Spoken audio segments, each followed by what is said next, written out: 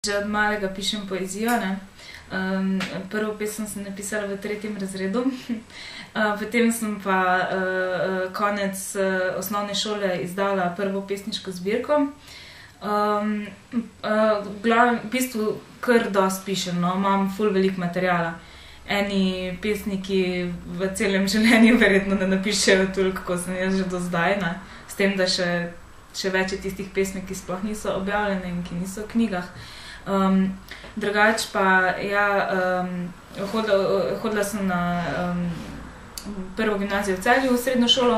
Tam sem potem v 3. letniku izdala drugo pesniško zbirko. Naslova še lahko povem. Naslov prve je Pogled skozi mesečino. Naslov druge zbirke je Odtisi mojega sveta. Ja, potem sem šla študirati po končani srednji šoli pravo. In vedno več pozornosti posvečam drami oziroma dramski igri in se tudi v tej smeri zelo izobražujem.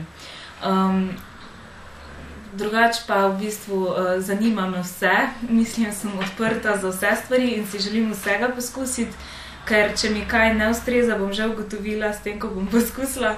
Tako da tudi šport, v glavnem vseeno.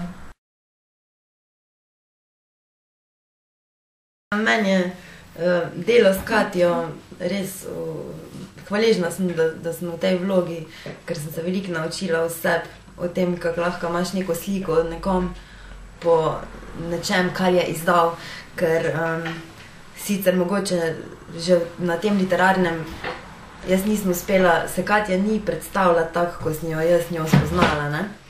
Zaradi tega, ker veliko stvari ona ne prebere in ne izda. Ampak fascinantna je meni zato, ker to sploh ni njen namen, želja, hrepenenje.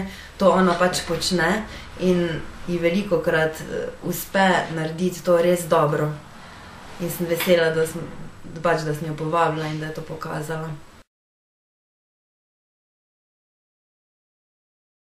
Ugotavljam, da več ne morem svojih hotenj, svojih ciljev in želj preko poezije uresničiti in zato pač se nekako probam na druga področja tudi usmerjati, kjer lahko mogoče več dosežem pa več dam ljudem. Po eni strani govori, da poezija ni, v bistvu verjame v to, da poezija nima te moči, da bi spreminjala stvari na boljše, ne?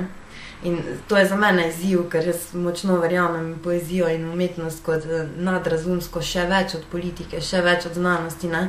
Ampak nimam še argumentov za to in praktično gledano jo razumem, ker vem, kaj si ona želi, ne? In do zdaj v tem svetu s poezijo tega mogoče res nismo navajeni tega načina, no, da bi s poezijo zdaj se neke ekologije lotevali, recimo, ne. Ampak že sama pesem Poceni sreča, ne, ima za mene veliko umetniško vrednost, kljub temu, da je zelo komercialna. Ne komercialna, ampak zelo nagovarja ljudi in izraža stališče, ki ni klasično poetično.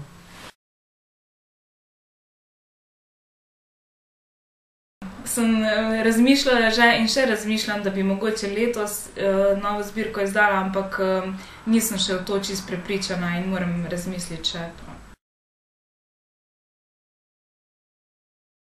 Jaz upam in čutim, da nekaj je v meni in da nekaj lahko dosežem in da nekaj lahko dam ljudem, kar mogoče do zdaj ni.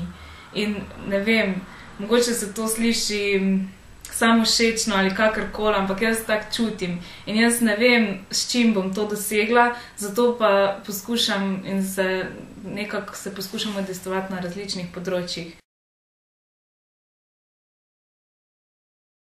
V bistvu spoštujem tiste zelene stranke, ki pač, kjer so ljudje, ki niso, no, to je zdaj težko reči, da niso, ampak vsekakor skrb za okolje in vlaganje sredstva v okolje nima dobičkonosnega namena in vsekakor pač, ne vem, kapitalistično gledano, ti ne moreš si pred tem ustvariti nek kapital, če vlagaš v okolje. In zato ljudje tega ne delajo in tudi politike tega ne delajo in zato spoštujem take ljudi, ki pa se od tega odmahnejo in dejansko res imajo neko skrb za okolje in ne sam zaradi, ne vem, medijskega blišča pa tak naprej, ne.